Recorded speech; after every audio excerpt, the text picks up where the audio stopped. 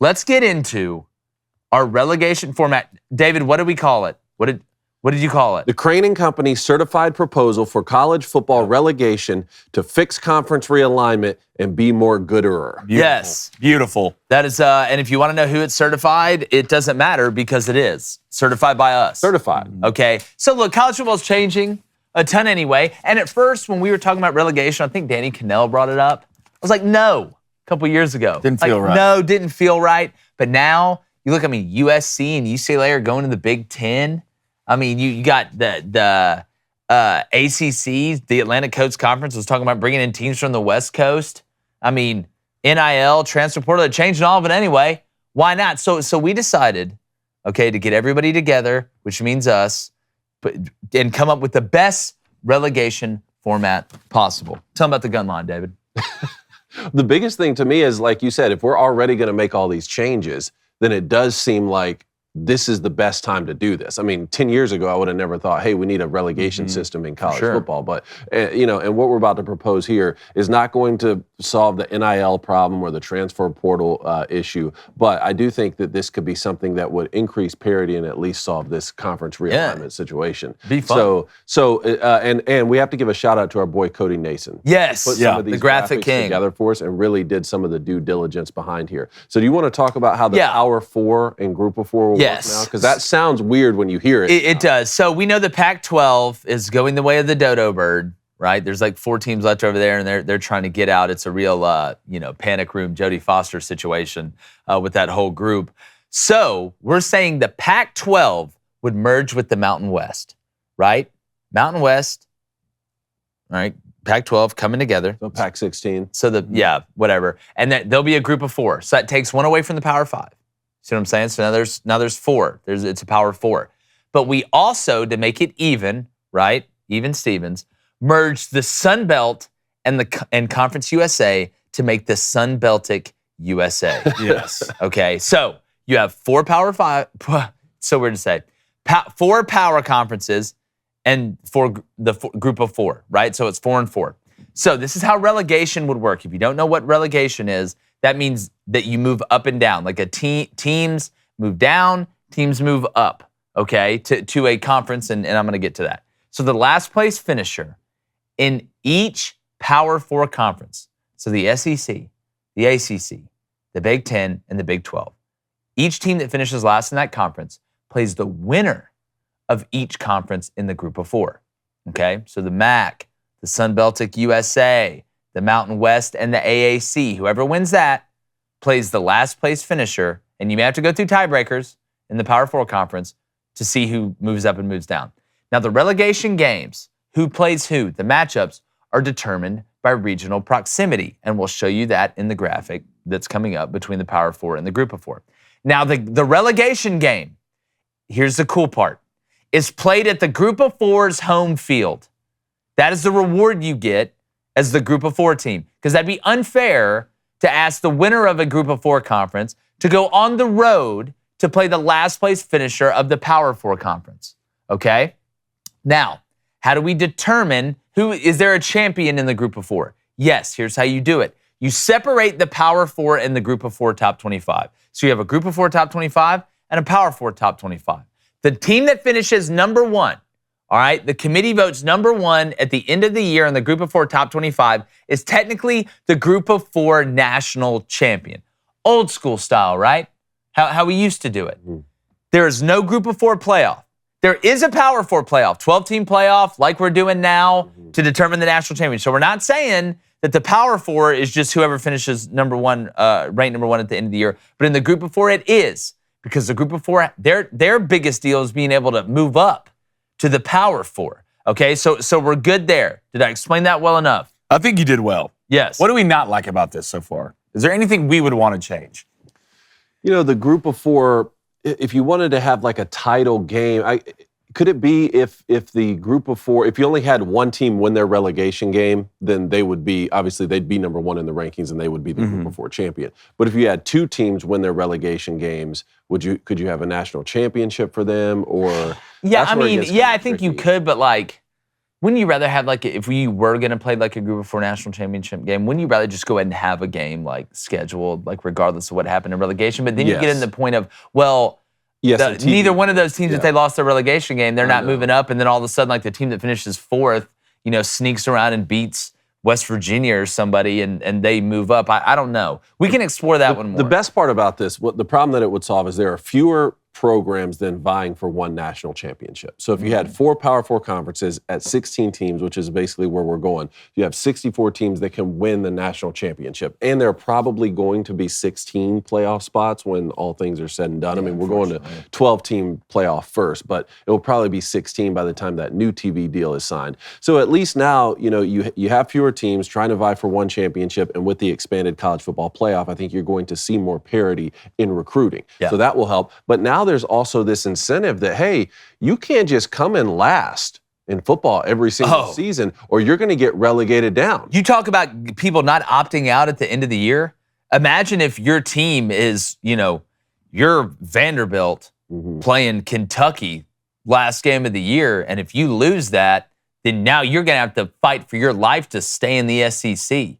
I mean, you talk about it mattering more. I think there's a lot of offshoots that are positive in this. So 3 things here that we were identifying is, 1, you really do have to separate football from the other sports, which I know we do. A lot of programs already do that in terms of their budget and how the finances work at the institutions, but you really do need to set it aside and be its own thing here. The problem with that is if you get relegated, does your budget change then based on your TV deal, and does that affect everything else that's going on? For instance, if Vanderbilt has $80 million a year coming in because they have an SEC TV deal, and then the next year they have a Sun Belt deal, how does that change? So you really either need ESPN or Fox or both of them come together or whatever for these pairings to all have a uniform TV deal so the money is sort of similar for the different groupings, right? Yeah. And then the other thing to me is the transfer portal, right? Like you can't just have a mass exodus of players if a team gets relegated. So that's why we were saying, like, if you're going to transfer and move up, like let's say you want to transfer from, or your team gets, relegated, because look, if the head coach gets fired or something, that's a different thing, right? You should be able to transfer wherever. But if you're going to transfer up, I think you need to sit a year. I think you need to sit a year like we used to do it. Remember, like if you're going to transfer from, transfer up, you had to sit a year. Like I think we go back to that. But this is the coolest part of the whole thing. This is how it would look. And we just use teams as examples. Don't get all butthurt if your team is like the lowest ranked right here. This is just hypothetical, so just calm down, but probably what's going to happen. ACC, I don't know. Could get a little interesting. So let's just say in this scenario, these are the relegation games. The winner of the AAC, let's say Tulane wins it, plays Virginia Tech at home in NOLA to see if Tulane now goes in the ACC. And you see how we did this regionally, right? The AAC plays the ACC. The Mountain West plays the Big 12, because there is no more Pac-12. Hell, they merged with the Mountain West in our hypothetical situation. The MAC and the Big 10, and then the Sun Celtic USA and the SEC. So you'd have, just hypothetically, Tulane versus Virginia Tech. Come on, you're not watching that? Can you imagine that? In Tulane, going absolutely bananas? Then, let's say Fresno State plays Iowa State to see who goes up and down. Then you got Toledo, for example, playing Northwestern and all the weird stuff that's going on over there. Yeah. And then Troy, or as we know, South Alabama, who's going to win it. And then you're playing Vanderbilt to see if you go in the SEC. Man, imagine this situation here with Northwestern in a season where there's been so much, turmoil here within the program. You got a new coach. It's against the world. And they were already not winning football games this past season. Imagine having to go fight against the MAC champion like Toledo or Kent State or Bowling Green or someone like that for a chance to stay in the Big Ten, or else next season you go down. Can you imagine the home field atmosphere at a Tulane for this game? It would be nuts, dude. Troy for a chance to play in the SEC? Are you kidding? Bro, I'd be watching that. I would be watching that with just, I'm talking about like that scary movie smile look on my face. That's how hard I beat you. You could fit a pizza box in my mouth. I'd be smiling. What if you're Billy Napier and you're Florida? Oh, no. All right. And you finish last in the conference. Mm. All right. First year coach. You lose this game versus Troy. Well, You're signed done. up for You're it. cooked. You're cooked. You're done. You'll be better fired win by the the conference next year. next year. Yeah, you'll be fired by the next year. Like, Imagine that. how do you come? Like, as a head coach, how do you come back for that for your second year? Are you the dark spot in the conference, or is that a dark spot on your face?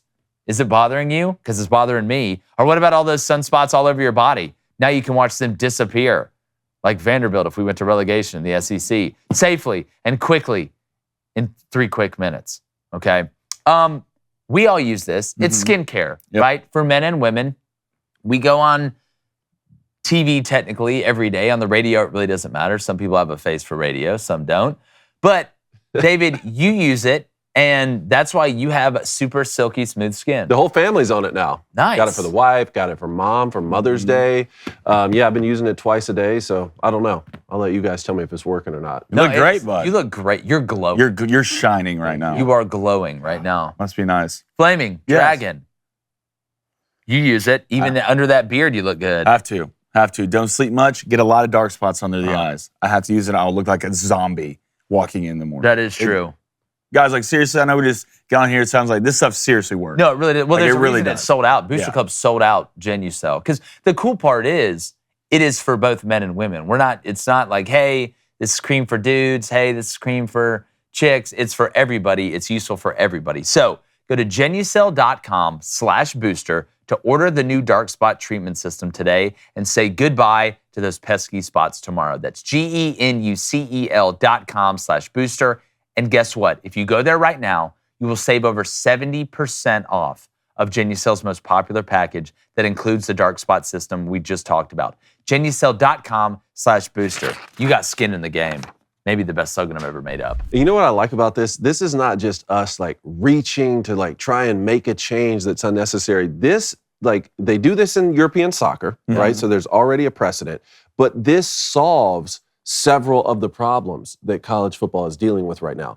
The question always is, okay, well, which new problems would it create? So that's why you need to get a group of people together and figure it out and foresee every possible circumstance.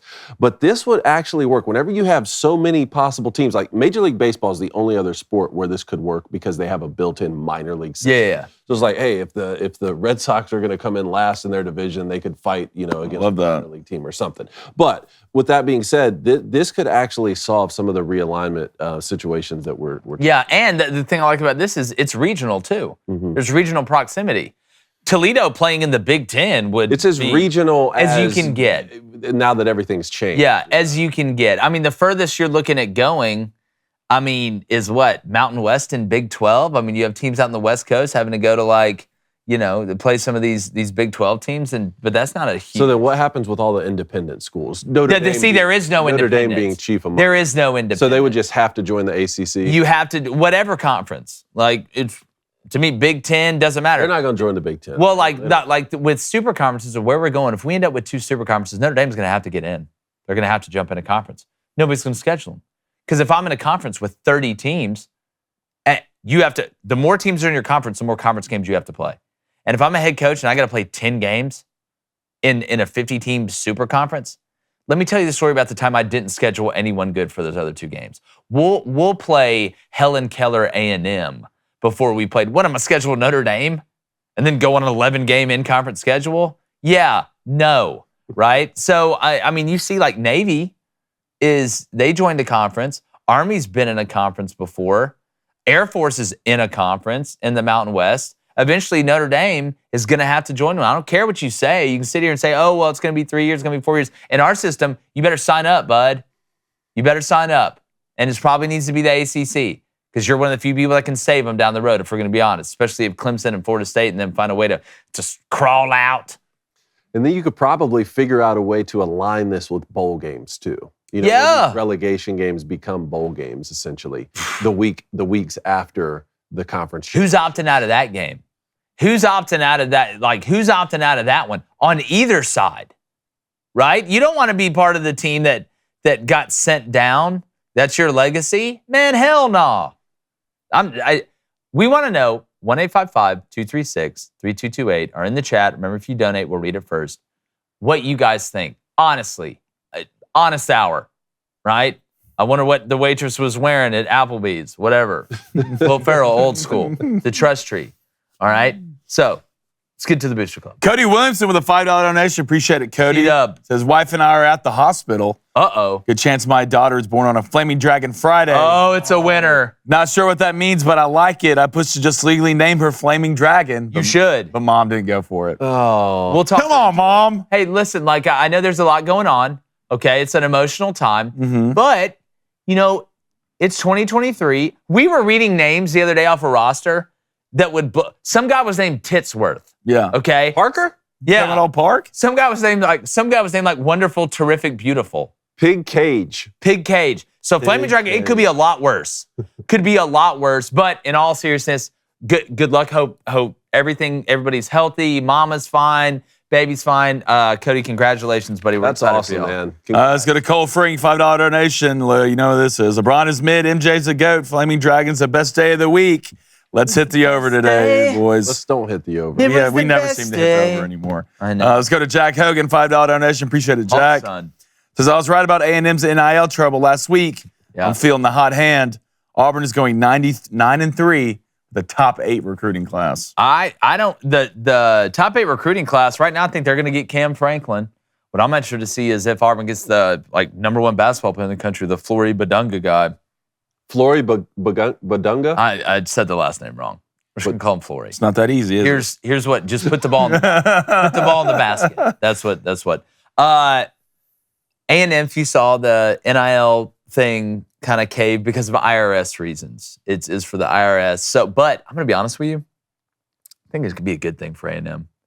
It's like just everybody stop talking about the NIL thing with A&M. It's like such an easy joke. It's like living in like Bel Air and people making fun of you, like your neighbors making fun of you for having money. Like I see Texas make fun of Texas A&M for NIL. I'm like, what? Yeah. Are you serious?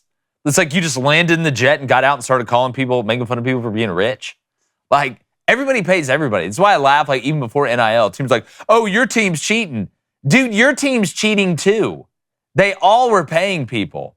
Like, grow up, Peter Pan. It's just funny to me. But I think it actually could be a good thing in the long run for A&M. They're going to find a way to be able to compete in NIL. They're just like, oh, man, no more. It's going to go back just 30th ranked recruiting class. Damn.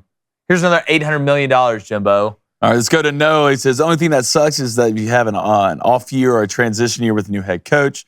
That can mean you're demoted after the season ends. Yeah, tough cookies. What happens if you're taking over a program because the head coach got hired in the NFL, or maybe you went to an even bigger place? Like, it's part of it, right? Maybe you're taking over a program now that had just been relegated, and you can be the hero that wins the Sun Celtic USA. Think about teams like an Appalachian State, right? Who's winning these big time games. They're going and beating Texas A&M. Like an opportunity for a program like that to say, okay, well, let's see. We've stacked several good years on top of each other, several good recruiting classes on top of each other. Or take what Jamie Chadwell had done at Coastal Carolina, like that team's chance to move up and see, like, can you really win games in the ACC? And then maybe coaches will stay at those schools a little bit longer, right? Like, do you think the coach is going to leave the year that they get promoted up? And they stay, and he has a lot of his roster coming back? A great point. Like, those coaches may stay longer. That's a great point. I'll say this too.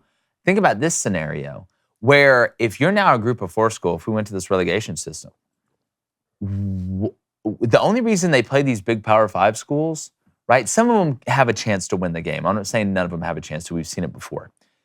But you do it because of money, because they write you a check, because it's like an automatic win for them.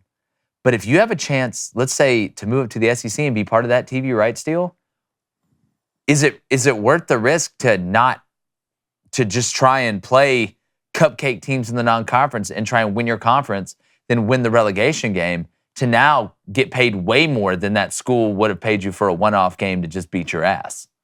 Like, there's so much like other stuff that goes along with this. I find it absolutely fascinating. Yeah. All right, let's go to Chris C. He said, how would this affect academic money, though? Who cares? And that's well, we're asking that question about everything that's happening right now. Yeah. When it comes to NIL, when it comes to everything, these are public institutions first. That's which the is what first point makes you it brought so up. complicated. Yeah, that's the first point you brought up. I don't know. I don't have a good answer to that. All right, let's go to Drew. He says, why not bring in top FCS teams? I mean, That's why it could be. well, 3 could you tiers. have a relegation system where you do that with the group of 4? That's what I'm saying. It could be 3 tiers technically. Yeah. You could have another one underneath that, just like we always had Division 1, then Division 1 AA, and Division 2, and so you could add another like. Yeah. Let us iron out this that. first one. Yeah. And then we can ground for the second. We're working. We're building this thing. Yeah, we're building it up. All right, let's go to Kirby's Belt. Pac-12 started the downfall of college football, NIL, and can't get a damn TV contract. What do you think the future of NIL looks like? When we talk about the downfall of college football, I talked about this the other day. The on-the-field product is so good. It's the best it's ever been. I don't think, and Flaming Dragon, I almost did it. I almost said it. I think you're right. I don't think an asteroid could, outside of a comet, Alien hitting the invasion. Earth, alien invasion, nothing can take out college football, but it can get worse, right? It can become so unrecognizable that it does hurt it. Now, my worry about NIL is that if they become employees, that's what I worry about. And you start to unionize and things like that. Because it's not an amateur sport anymore. It hasn't been an amateur sport for a long time. Players have been getting paid. Here's the crazy part about NIL, is it's actually saving schools money. People don't talk about this. So before NIL, if you had a 5-star offensive tackle, and I'm just going to use these schools as an example. Let's say he's down to Alabama, Auburn, and Georgia. And he goes on a visit, and Georgia pays him $100,000. He goes on a visit to Alabama, they pay him $100,000. Goes on a visit to Auburn, they pay him $100,000. And this is before NIL. And he signs with Georgia. You think he's going to give that $100,000 back to Auburn and Alabama? What do you think, Auburn or Alabama's going to call the NCAA? Say, hey, man, we paid this kid illegally $100,000, and he went somewhere else. This is horse manure. No, it's saving you money. Look, if you sign with us, we will give you this amount of money. But if you don't, we're not going to give you this amount of money, and it's legal now, so we can say this out loud. But now we have the problem of kids getting these NIL, let's say collective payments to be recruited there, but then maybe not end up playing a season or a bowl game or being able to opt out. Again, it's so much different than even a professional NFL contract. Like, when are we going to get to the point where you have something written out that you owe for the payment? Well, I think you just put a clause in there to say, okay, if this, and I know it may be hard to compete with other schools if they're not offering it, and shame on them, but you say, listen, if you sign with us and we're going to pay you this NIL deal, you have to stay at least 2 years. And if you breach that clause in the contract, you have to pay back the money that was given you. It's the only way to do it, right? Because it's a contract. You got to sign something. This isn't just spitting in your hand and shaking it with each other. So, all right, last one, we got to get to rapid fire. Good. Texas said, he says, Tulane would be a better field to watch on the ACC network than Virginia Tech any day. See, I disagree with that. I think that Virginia Tech is, in my opinion, a team that the SEC would take. I think because when you think about football in the state of Virginia, which loves their football, which is a very underrated state to recruit as well, especially when you get closer to the water, I think Virginia Tech runs that state. I mean, they have one of the best traditions in college football, in Inner Sandman. Blacksburg goes absolutely nuts, right? And I think that they're a huge brand. Virginia Tech's a huge brand. So I would disagree that Tulane would be more. Now, Virginia, yeah. But there would also be motivation to keep your program up. That's true. Like, man, we don't want to be the team that gets relegated down. No, not at all, not at all. But like Tulane, you can't get complacent. Would Tulane be a better fit than, I don't know, Wake Forest? Not a huge brand. There's like 12 people that go there, and 11 have to play football. So there's just one fat kid walking around the campus. The rest are football players. Hey, YouTube, we are almost to 100,000 subs. I think we're at 95.2 the last time I checked. We really appreciate it, guys. We want to get to that 100,000. We're almost there, and we want to do it before college football season kicks off. It'd be a great way to ring in the new year, new season, and we'd really appreciate it.